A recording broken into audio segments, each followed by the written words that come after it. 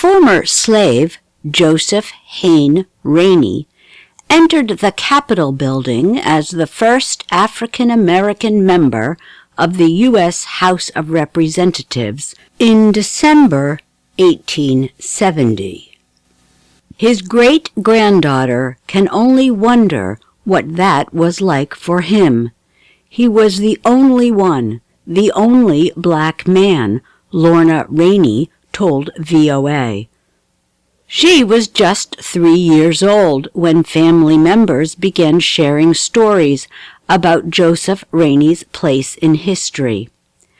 You know, there was something inside of him that said, "I'm not going to quit, and once I get to Washington, just watch what I'm going to do," she said. In February, America celebrates Black History Month. It is a time to examine the lives of African Americans like Joseph Rainey. His service to his country is now receiving more attention. Bobby Donaldson said, "Joseph Rainey is someone who can be described as the founding father of our nation." Donaldson is a history professor at the University of South Carolina. He helped to envision a nation following emancipation during this era called Reconstruction, Donaldson told VOA. The Reconstruction era is the 10-year period after the American Civil War.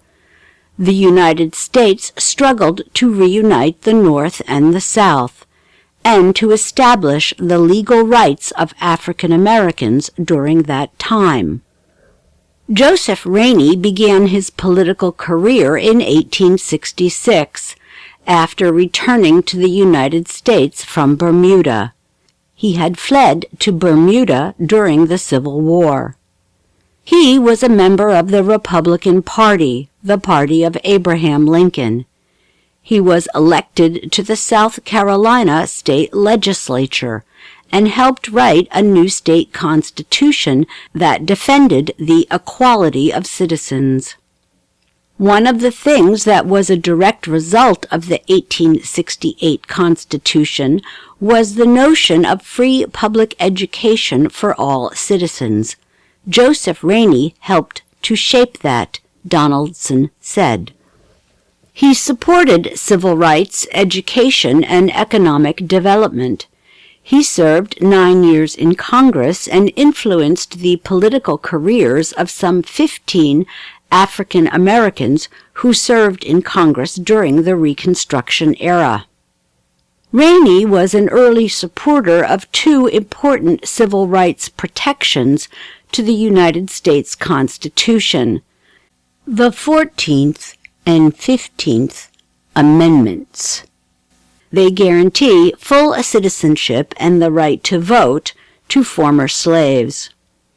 Rainey's political career ended after he was not re-elected in 1878.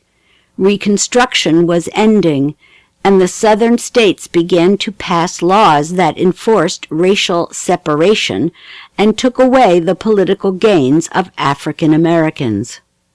His black supporters were prevented from voting for him, Donaldson told VOA.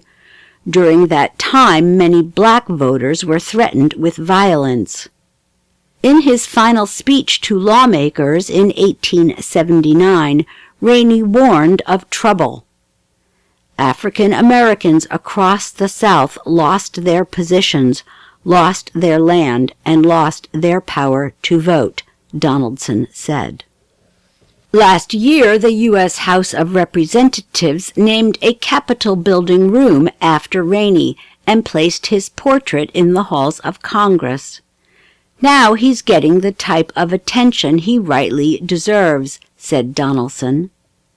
He laid the foundation for generations of black lawmakers to serve in Congress, said South Carolina Congressman James Clyburn. He is the current House Majority Whip, or number 2 in the leadership, and the most powerful African American in the House of Representatives.